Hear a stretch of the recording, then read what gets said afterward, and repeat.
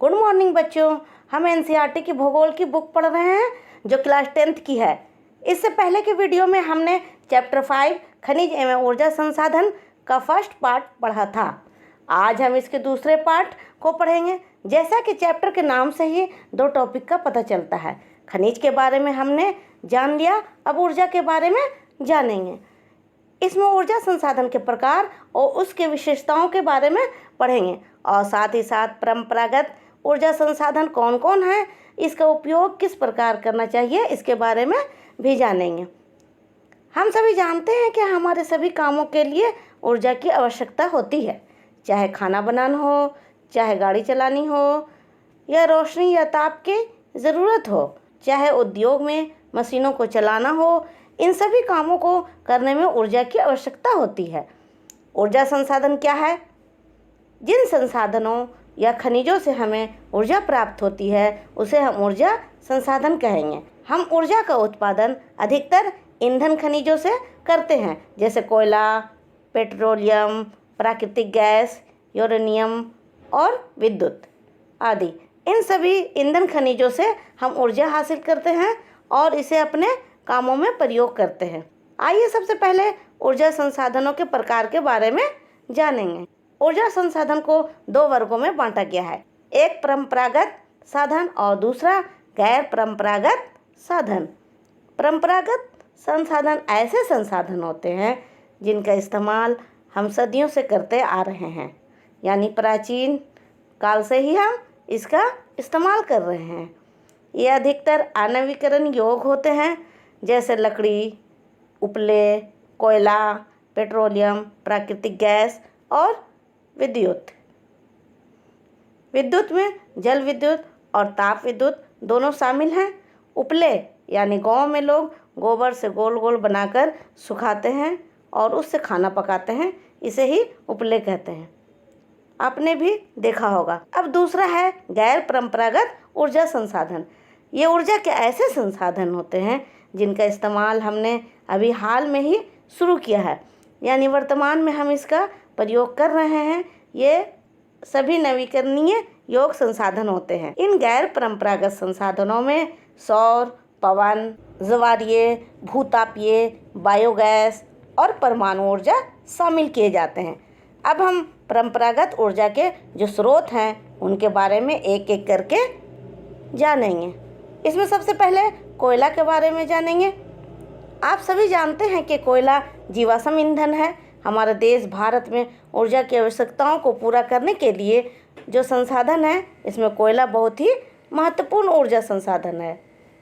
इसका उपयोग ऊर्जा उत्पादन करने और उद्योग में होता है और साथ ही साथ घरेलू ज़रूरतों के लिए ऊर्जा की आपूर्ति के लिए भी किया जाता है। आप जानते हैं कि कोयले का निर्माण पादप पदार्थों और छोटे छोटे जीव जंतुओं के दबने से हुआ है, और ये एक वर्ष में नहीं बल्कि लाखों वर्षों के संपीड़न से हुआ है। ये मैंने फर्स्ट चैप्टर में संसाधन में आपको पढ़ाया था। इसलिए दबाव वहाँ कितना पड़ रहा है जहाँ कोयले का निर्माण हो रहा है, और कितनी गहराई में कोयला है, और साथ ही साथ दबने का समय कितना है, यानी कितने वर्षों से ये यहाँ पर दबा है। इन सभी कारकों के आधार पर कोयला अनेक रूप में पाया जाता है। इनमें मुख्य 4 प्रकार के कोयले ये हैं। नंबर 1 एंथ्रेसाइट कोयला। ये सबसे उत्तम गुण वाला कोयला है। यह बहुत ही कठोर होता है। इसमें कार्बन की मात्रा बहुत ज़्यादा होती है, लगभग 80% से अधिक कार्बन पाया जाता है। ये कोयला हमारे देश में केवल कारगिल क्षेत्र के टर्शियरी चट्टानों में पाया जाता है। दूसरा बिटुमिनस कोयला। ये कोयला बहुत गहराई में पाया जाता है। वाणिज्यिक यानी व्यवसाय के नज़रिए से ये कोयला बहुत ही लोकप्रिय है। धातु शोधन में इस कोयले का उपयोग किया जाता है। तीसरा प्रकार है लिग्नाइट कोयला। इसका प्रयोग उद्योग में किया जाता है। ये भूरा, मुलायम और नम होता है। इसके प्रमुख भंडार तमिलनाडु के नवेली में है। चौथा प्रकार का कोयला पीट है। ये दलदलों में पेड़ पौधों के सड़ गल जाने और बर्बाद हो जाने से बनता है। इसमें कार्बन की मात्रा बहुत ही कम होती है और नमी की मात्रा बहुत अधिक होती है। अगर हम इसको जलाते हैं तो ताप की क्षमता भी बहुत कम होती है। अब हम भारत में किस क्षेत्र में कोयला पाया जाता है इसके बारे में जानेंगे। भारत में कोयला के दो प्रमुख भूगर्भिक युग यानी जमीन की बनने की जो युग होती है उसी के शैलकर्म में पाया जाता है। इसमें एक गोंडवाना युग और दूसरा युग टर्शियरी। तो सबसे पहले गोंडवाना युग के कोयले की बात कर लेते हैं। गोंडवाना, जिसकी आयु 200 लाख वर्ष से भी अधिक है। गोंडवाना में जो कोयला पाया जाता है वह धातु शोधन कोयला है। ये कोयला मुख्य रूप से दामोदर घाटी यानी पश्चिमी बंगाल और झारखंड में पाया जाता है। झारखंड में झरिया और बोकारो जिला, पश्चिमी बंगाल में रानीगंज में पाया जाता है। ये महत्वपूर्ण कोयला क्षेत्र है। इसके अलावा गोदावरी, महानदी, सोन और वर्धा नदी घाटियों में भी गोंडवाना कोयले के जमाव मिलते हैं। अब टर्शियरी युग के कोयले को जानेंगे। इसकी आयु लगभग 55 लाख वर्ष पुरानी है। टर्शियरी कोयला का क्षेत्र अधिकतर उत्तर पूर्वी राज्यों यानी मेघालय, असम, अरुणाचल प्रदेश और नागालैंड में पाया जाता है। हम जानते हैं कि कोयला स्थूल पदार्थ है यानी ये भारी होता है। इसे प्रयोग करने से ये राख में बदल जाता है। इसे उद्योग तक ले जाने में बहुत खर्च आएगा, इसलिए भारी उद्योग और ताप विद्युत गृह यानी थर्मल पावर प्लांट कोयले के क्षेत्र या उसके आसपास ही स्थापित किए जाते हैं। ये देखिए, ये एक कोयला खदान है जो झारखंड में स्थित है। अब इस मानचित्र को देखिए, इसमें पहला कोयला क्षेत्र को देख लेते हैं, फिर कोयला खदानों को देखेंगे। ये झारखंड है। यहाँ पर बोकारो, झरिया में अधिक कोयला पाए जाते हैं। इधर पश्चिमी बंगाल में रानीगंज में अधिक कोयला मिलता है। ये छत्तीसगढ़ में इस एरिया में कोयला क्षेत्र है। इधर उड़ीसा के उत्तरी पश्चिमी भाग में कोयला पाया जाता है। मध्य प्रदेश में यहाँ पर और यहाँ पर दक्षिणी पूर्वी भाग में कोयला पाया जाता है। इधर इस क्षेत्र में कोयला पाया जाता है। यह महाराष्ट्र का कोयला क्षेत्र है।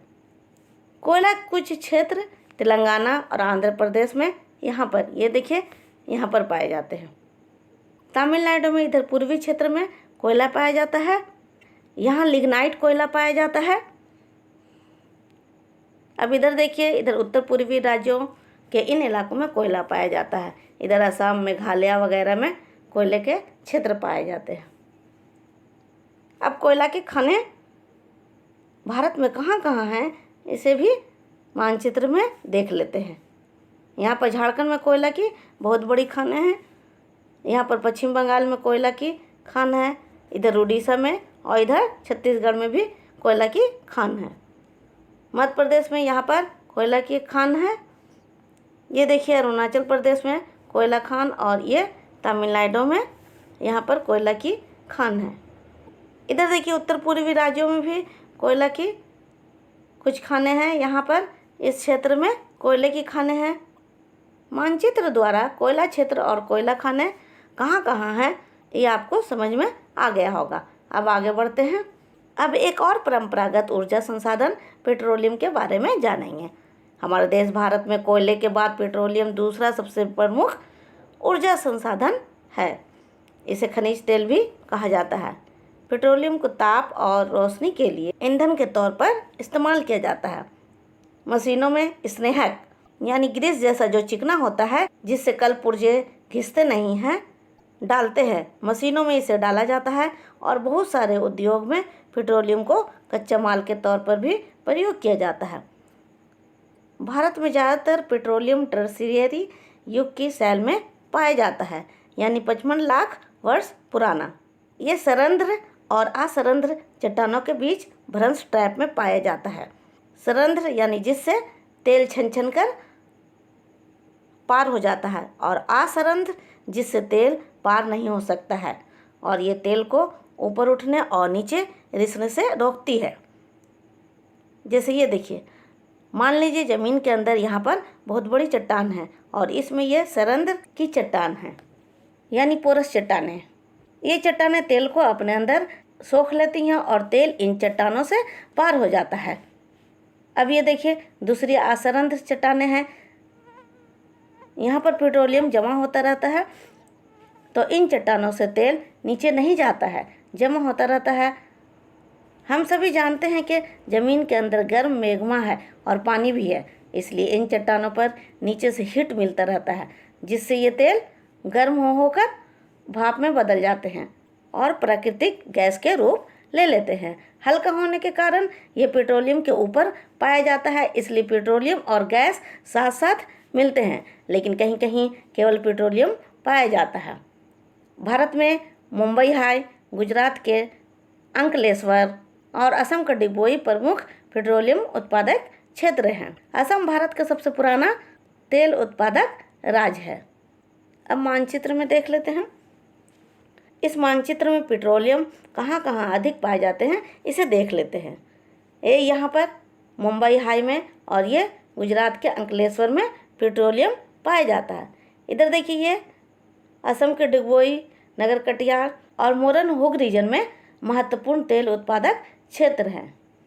अब आगे बढ़ते हैं। अब हम एक और परंपरागत ऊर्जा संसाधन के बारे में जानेंगे, जिसे प्राकृतिक गैस कहते हैं। प्राकृतिक गैस एक साफ सुथरी ऊर्जा संसाधन है।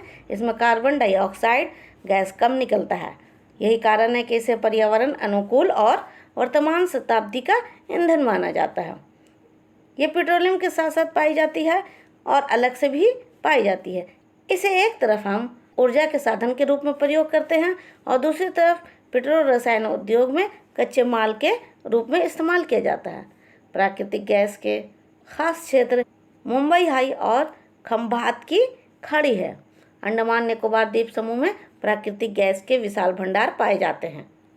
मुंबई हाई और बसीन को पश्चिमी और उत्तर भारत के खाद्य, बिजली और दूसरे औद्योगिक क्षेत्रों से जोड़ने के लिए एक 1700 किलोमीटर लंबी गैस पाइप बिछाई गई है, जिसे हजीरा विजयपुर जगदीशपुर गैस पाइपलाइन कहते हैं, जिसे शॉर्ट में HVJ कहते हैं। ये बहुत इम्पोर्टेंट है, इससे क्वेश्चन आते हैं, इसलिए आप इसे याद कर लें। Hazira Vijaypur Jagdishpur gas pipeline. आजकल गाड़ियों में कोयला और पेट्रोलियम की जगह पर CNG इस्तेमाल हो रहा है, जो देश में काफ़ी लोकप्रिय हो रहा है। इस मानचित्र को देखिए, इसमें यहाँ पर मुंबई हाई और बसीन है, यहाँ पर गुजरात का हजीरा है। यहीं पर से पाइपलाइन को ये देखिए यहाँ पर मध्य प्रदेश के विजयपुर और ये उत्तर प्रदेश के जगदीशपुर तक जोड़ा गया है, ताकि यहाँ से और यहाँ से प्राकृतिक गैस को इसी पाइपलाइन के जरिए आसपास के सभी उद्योग तक आसानी से पहुँचाया जा सके। प्राकृतिक गैस यहाँ पर मुंबई हाई और यहाँ पर खंभात की खाड़ी में सबसे अधिक पाया जाता है। चलिए अब आगे बढ़ते हैं। अब हम विद्युत यानी बिजली के बारे में जानेंगे। यह भी एक परंपरागत संसाधन है। हम सभी जानते हैं कि आज के आधुनिक विश्व में विद्युत के इस्तेमाल के बिना कोई काम हो ही नहीं सकता है। किसी भी देश के व्यक्ति जितना ज़्यादा विद्युत या बिजली का प्रयोग करते हैं, उस देश को उतना ही विकासशील माना जाता है। बिजली खास तौर से 2 प्रकार से उत्पन्न की जाती है। इसमें पहला है जल विद्युत, जो बहते हुए जल से हाइड्रो टरबाइन चलाकर किया जाता है। जैसे इस इमेज को देखिए, इसमें ये बांध बनाया गया है, इसके पीछे देखिए पानी जमा है जो एक जलाशय की तरह है। यहाँ पर टरबाइन लगा दिया जाता है, इधर जनरेटर और ट्रांसफार्मर लगा दिया जाता है। जब यहाँ से पानी ऊंचाई से गिराया जाता है तो इसमें फोर्स भी अधिक होता है, जो यहाँ पर लगे टरबाइन को अधिक तेज़ी से घुमाता है। और इस टरबाइन से अल्टरनेटर लगा होता है। जब टरबाइन घूमता है तो अल्टरनेटर भी घूमने लगता है, जिससे बिजली पैदा होती है। अगर हम बहते जल से बिजली पैदा करते हैं तो यह एक नवीकरण योग्य संसाधन है। हमारे देश भारत में बहुत सारे बहुउद्देशीय परियोजनाएं हैं जो जल विद्युत या पन बिजली पैदा करते हैं, जैसे भाखड़ा नंगन और दामोदर घाटी परियोजना आदि। अब दूसरा है ईंधन से विद्युत तैयार करना, जैसे कोयला, पेट्रोलियम और प्राकृतिक गैस। इन सभी को जलाकर टरबाइन चलाया जाता है और इससे ताप विद्युत पैदा की जाती है। अभी हमने पढ़ा कि ताप विद्युत कोयला, पेट्रोलियम और प्राकृतिक गैस को इस्तेमाल करके करते हैं और ये सभी नवीकरण योग्य जीवाश्म ईंधन होते हैं। एक बार जलाने के बाद ख़त्म हो जाते हैं, लेकिन जब हम जल विद्युत बनाते हैं तो जल किसी दूसरे कामों में प्रयोग हो जाता है। अब इस इमेज द्वारा समझते हैं। ये देखिए, यहाँ पर कोयला को जलाया जा रहा है और इधर पानी के पाइप होते हैं। जब ये कोयला जलता है तो इसके ताप से ये पानी गर्म हो जाता है और जब ये अधिक गर्म हो जाता है तो भाप बन जाते हैं। और यहाँ पर ये देखिए टरबाइन लगा होता है। ये पाइप के द्वारा ये भाप इस टरबाइन तक पहुँचता है और इसे घुमाता है, जिससे बिजली पैदा की जाती है। क्योंकि इसमें कोयला का उपयोग करते हैं और कोयला जलकर राख बन जाता है, इसलिए ताप विद्युत नवीकरणीय योग्य ऊर्जा संसाधन है। लेकिन पनबिजली बनाने में पानी का उपयोग किसी भी काम में ले लिया जाता है। इस तरह आज हमने सभी परंपरागत ऊर्जा संसाधनों के बारे में पढ़ा और उनके विशेषताओं के बारे में भी जाना। अब अगली वीडियो में गैर परंपरागत ऊर्जा संसाधन के बारे में पढ़ेंगे। अगर कोई डाउट हो तो कमेंट करें। Thank you.